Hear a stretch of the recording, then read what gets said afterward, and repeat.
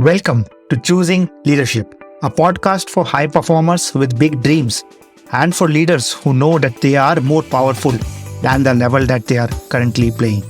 I am Sumit Gupta, your host and the founder CEO of the Deploy Yourself School of Leadership.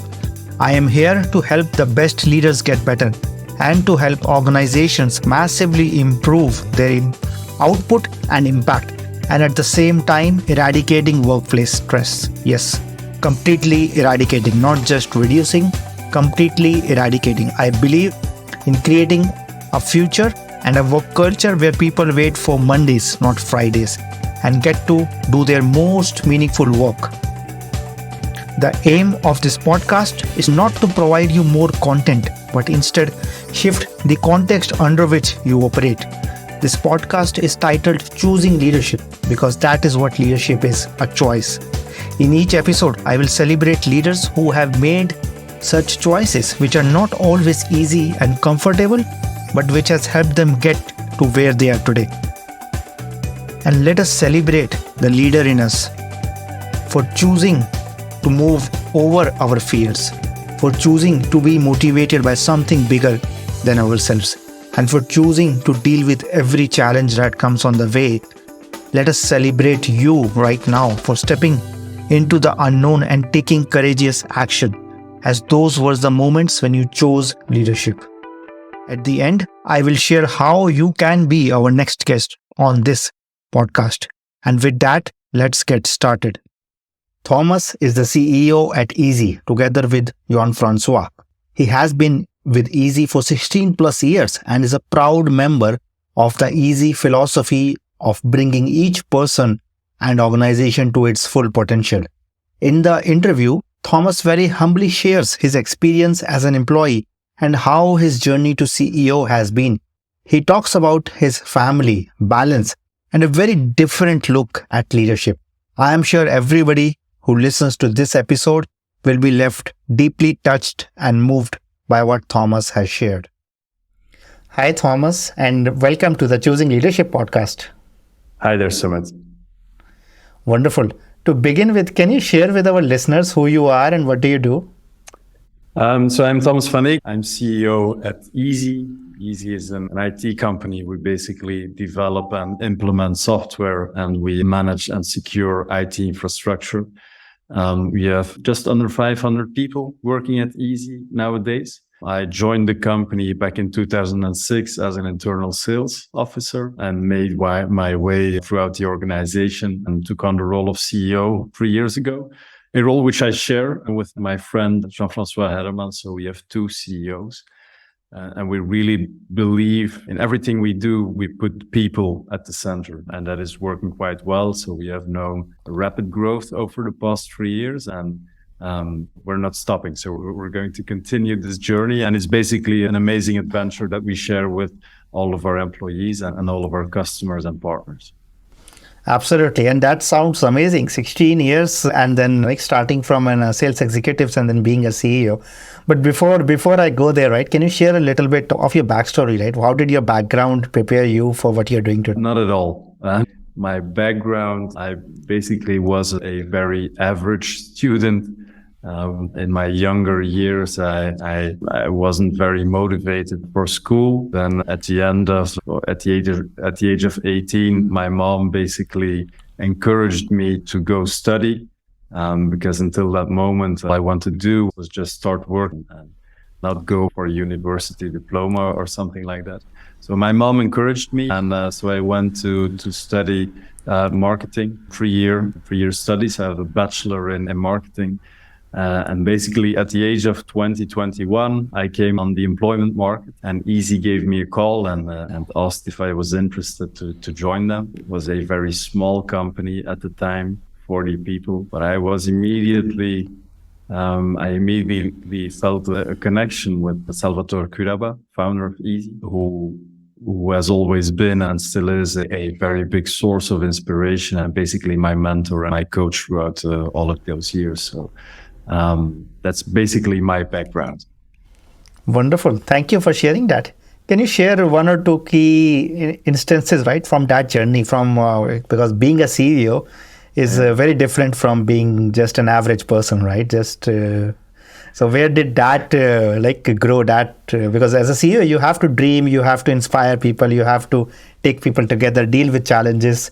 So where does that shift happens? I think it happens gradually. I remember when I started working that I noticed that the more ambitious I was, the better my results became. So quite fast, I started to work quite hard. And I still believe that if you want to achieve something, you have to put in the work, so that there is no secret in achieving things like growth and all of those stuff. So I think that was important to notice that I had an impact on my personal results and achievements. But afterwards, I think I always had the opportunity to grow inside of the company and to take up responsibility. And it's still those are still principles that we foster even more nowadays compared to the early years. Something that we typically do is whenever somebody wants to evolve into people management, or whenever somebody wants to develop an idea or something that he or she is thinking about, we give them the opportunity to do so. We really have a default yes culture, whereas I think most of the companies have a default no culture. Thomas, I have an idea. Yeah, but first do the job for which we hired you, and afterwards you can maybe explain what your idea is. And I think at Easy we have a default yes culture. So whenever somebody is coming or asking us to evolve into people management or coaching, the answer is yes. And we start very small. You can grow. And that really is, or in that way, we allow people to take ownership over their career, and they can basically chase their dreams. And that's something where I had the opportunity to do that as well. It's not a gift. You still have to deliver even more, but when you succeed, you can basically continue. And as I said, chase your dream, which is basically what I did. And then, in 2019, Salvatore, or basically in 2016, Salvatore, our founder, decided to step aside, and he decided to allow us to manage the company. Yeah. Thank you for sharing that. Can you share a bit more about the default yes, right? How does that work with the commitments, and then how do you keep people aligned, working in a common direction towards a common vision? I think it is. So the CEO or management or direction or the board of a company has basically, I think, two responsibilities. We need to create a context where people can be successful, context where people can actually be happy at work, and they have to have vision. We have to indicate where we want to be next year, in 3 years, in 5 years, and in 10 or 15 years. And once we do that, we obviously need to have ways and procedures and models that allow us to implement that strategy throughout the company. And that is basically about execution. But once we have that vision and that strategy defined, you can allow people to take initiative. And as long as it serves the bigger goal, then it will always be all right. Now, with regards to strategy execution and consistently implementing our vision, that is about, it's hard work. It never stops. It's something that you have to work on every day. And it's 50% or even more, 60 or maybe 70% is about communication. You need to repeat and repeat time after time again what we want to achieve, who we want to be as a company, why we want to do what we are doing, where we want to end up with that strategy. So it's about communication and about consistently doing what we feel is right, which makes me think of values and the importance of values as well. I think in 2022, and it's an evolution and it will only become more and more important. We need to have, as a company, we need to have a personality. People, both potential customers and candidates, people that might come to work with us, they really have to feel in what way we are different from other companies.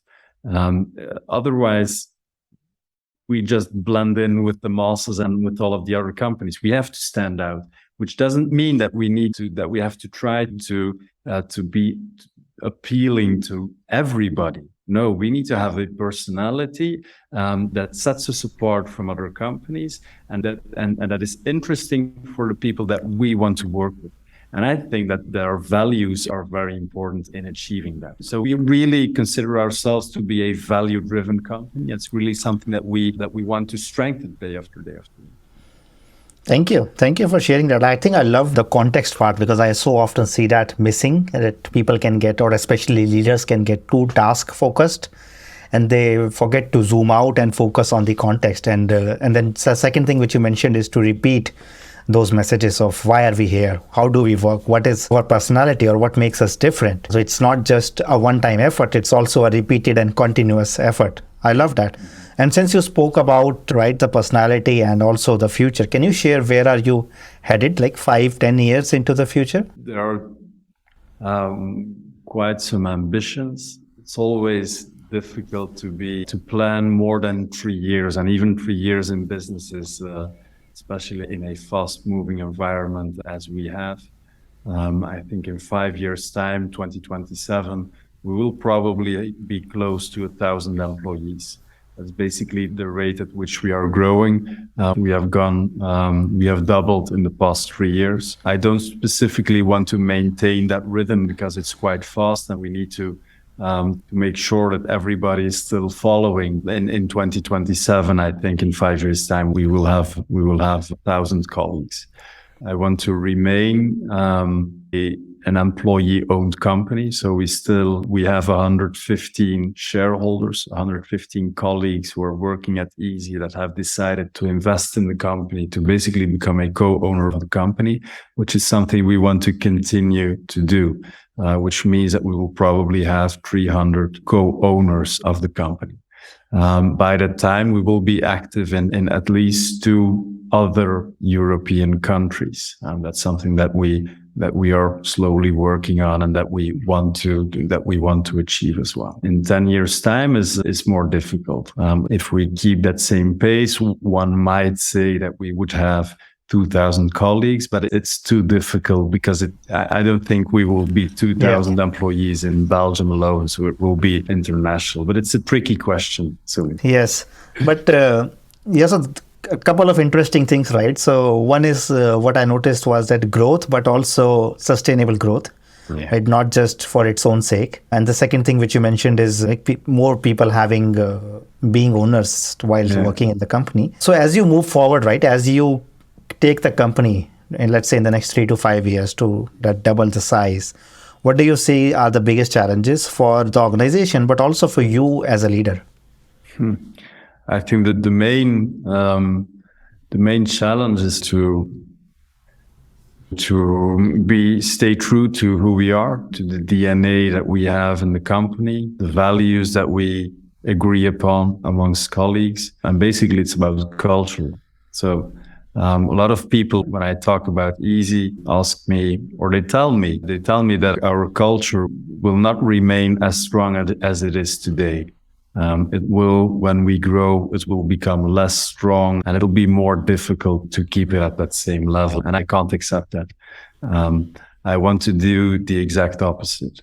I want every colleague who joins us needs to strengthen the culture we have. I want to have the company with the strongest culture possible. I want that, or my dream is that that's the reason our customers have to work with us, because they feel the difference. When an Easy employee walks into a meeting, he has to be the participant who is the best prepared, who has the most added value, who is proactive. That's really the culture that I want to have. So that is my challenge. That is what I'm responsible for, which is basically, as I said, for strategy and vision. It's about communication. It's about repeating the same message time and time again. It's about consistently putting our words into practice. We really need to practice what we preach. And I think that is one of the issues a CEO, for instance, might experience, is that there becomes a gap between what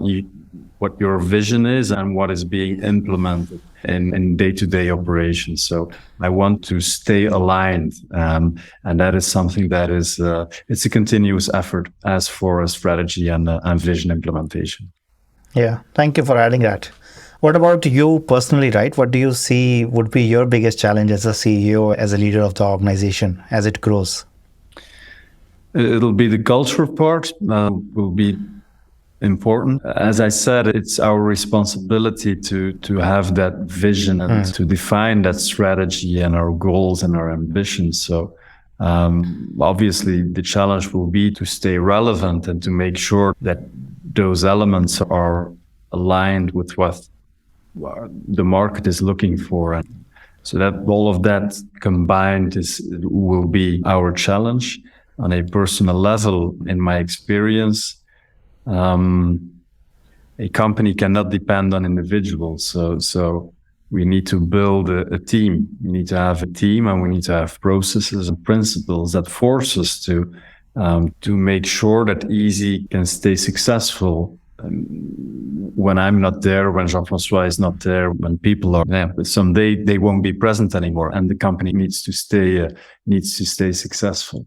On a personal level, that means that I have to be on the lookout permanently for talent and people that can grow inside of the company and that can take on responsibility inside of the company. And then on a very personal level, I'm a father of two daughters. It's my responsibility to raise them as the people that I want them to be in this world. And in order to do that, I need to balance Easy with the time I spend with my family and doing the things that allow me to do those first things in the best way possible. So I need to make sure that I sleep enough, that I do enough sports, that I remain healthy and fit as well. Yeah. Thank you, Thomas, for sharing personal side as well. And one thing which I loved from what you shared about practices and culture, that the culture that you need to create or that you want to create will happen only if those practices are being practiced now, right? Not to leave it to default, because culture can be one big invisible demon which can either play in your favor or against your favor. But if you make it practical, if you make it up into behaviors that you can practice, then you can actually do something about it. You can measure, you can improve. Yeah. I believe culture can be managed. It should be managed. And as you said, it's too easy to just say that it's not tangible. We can't really impact it because you can do so. One of the things we try to do is align the ambitions our people have with the ambitions we have as a company. And I'm convinced that it's possible to align those two. To give you one example, maybe, for us as a technology company, knowledge sharing is really crucial. It's something that if we don't succeed in having systems and processes to consistently share knowledge, then the value we have as a company is at risk. So what we do is we have defined different levels for everybody inside of the company. And on a first level, as a junior, we expect that you understand the importance of sharing value. So whenever information is being shared, we expect them to be curious and to do everything they can in order to take up that knowledge. When they evolve throughout the organization at the highest level, they have to be the driver behind regular initiatives to share knowledge and expertise. So when that means that if you don't have that capacity to share knowledge, then you won't evolve inside of the company, which is a very easy way, and I think a clear example of how we can impact culture by installing those practices and those principles. Thank you for sharing that. And now coming back to the personal, right? You talk about your family. Share something else which most people do not know about you or doesn't get spoken about like usually at work. Let's say that I might be a CEO at Easy. Whenever I'm at home, I forget the CEO part and I'm just doing whatever my girls want me to do. So I don't have much of authority at home. I basically just try to raise girls that I'm proud of. And as for Easy, that's about values. And I don't really care about their studies or diplomas or those things. If they're good people, then I will be satisfied and I will be proud. Yeah. Thank you. Yeah, I think there is so much to take away from what you just shared, right? Because many times having a position of a CEO or being a leader can become an all-consuming passion that you either neglect your family or take that like as an ego trip even outside of work. But what you are sharing is an example of humility, but also being curious and open to something else. Yeah. That's a nice summary. And that's the way I see it. Yeah, CEO is not the most important person in the company. That is, that's something that I'm very much convinced of. Yeah. Thank you. Thank you. That's a powerful statement. I think I'm going to quote you on that one. So Thomas, before we wrap up, right, what advice would you give up to somebody who is a CEO or who is a leader, but at the same time struggling to manage all of the expectations, the challenges, the unpredictability of the market, as well as everything else, right? Being a father, being a human being, other priorities. What would be your advice? I think in my experience, whenever I experienced pressure, it was always pressure that I invented myself. So I think as a first, we should be less demanding for ourselves, maybe. But that's very personal, so I'm not sure that it goes for everybody. That is an experience I have. And then again, if we think about it, we can't control the things that we face. The war that we're facing now, and energy prices, and all of those things, the COVID, the pandemic, all of those things were out of our hands. We shouldn't worry too much about that. We should worry, however, about what we are doing. And so it's about consistently doing what's right.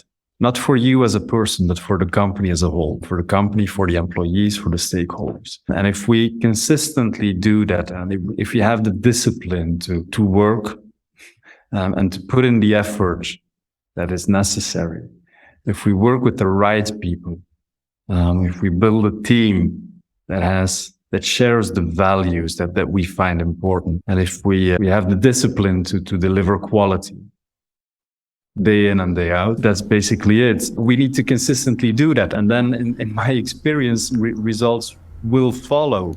But it might seem quite simple if I say it like this, but in business sometimes needs to be simple. We need to, especially as a CEO, you need to simplify what we're trying to achieve.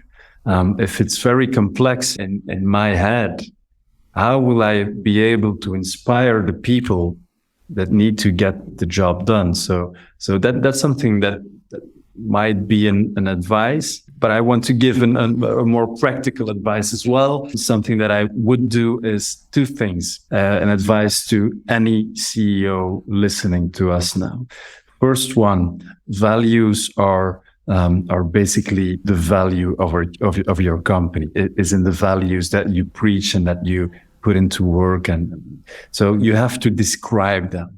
It's not just about putting positivism on the wall and responsibility and all of those things that we agree are very important, but we need to make them much more explicit. We need to write them down in detail. That's the first. Whenever we have done that work on the values, we need to use them inside of our companies. You need to use values when you hire people. You need to use values when you promote them inside of your company. The people that are being promoted have to be the people that really read those values day in and day out. Those people need to take more place inside of the company, not just the top performers, but the top performers that are living by your values. That's the first part. Second advice that I would like to give is need to make a evolution inside of your company very tangible. People need to know what you expect from them. So you need to have levels inside of your company because people want to evolve. They want to have that feeling of self-development. So we need to have levels. And in those levels, we need to talk about the competences. We need to talk about the values, and we need to talk about desired behavior. The behavior you want to see in the company needs to be part of the evolution program you have for your employees. So those are two tips that I want to share. Thank you, Thomas. I think those are very practical, but also what you said earlier, right? Sometimes keeping it simple or to make it simple from a complex web of business and leadership advice is what helps you deal with pressure, but also makes it easier for everybody in the organization. Well, and the second thing which I learned or which I really I'm taking away is that values are not just about something to put up on a poster. Like the best way to see values is like, are people living them? Are people making their day-to-day decisions without oversight? Do you have that behaviors mapped out so that people feel that they are part of a culture, they feel that they are making progress, they are growing, and there is not a lot left to assumption. So thank you for adding that. Yeah, thank you for your time. And for anybody who is listening, if they want to find out more about you, more about Easy, what's the best way to do so? Just reach out on LinkedIn. More than happy to connect. Don't hesitate to send questions or anything. I'm always happy to help and always happy to share my experience. Thank you, Thomas, for spending this time with me. And I want to wish you the best for the next 5 years and even beyond that, for everything that you are up to, like in your journey as a CEO. Yeah. Thank you very much. Thank you. It was my pleasure to be here. Thank you. That's it for this episode of Choosing Leadership with Sumit Gupta. I choose leadership every time I record this podcast, and I invite you to do the same. I invite you to design a life of joy, meaning, pride, and satisfaction, not just for yourself, but for everybody around you. If you got something out of this episode, would you share this episode on social media? And if you know somebody who would be a great guest, can you tag them on social media to let them know about the show? And if you are a leader who wants to acknowledge how far you have come and have big dreams for the future, please reach out to me to be a guest on this podcast.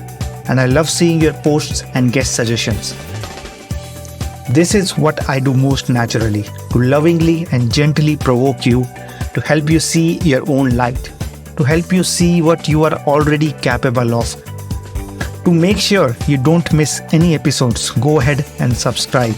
Your thumbs up, ratings and reviews go a long way to help promote the show, and it means a lot to me and my team. If you want to know more, go to deployyourself.com and subscribe to my newsletter or follow me on LinkedIn. I want to thank everyone who contributed to making this show a reality, and I want to thank you for listening. Always remember that you are enough, you are loved, and you matter. This is Sumit. Until next time, keep choosing leadership.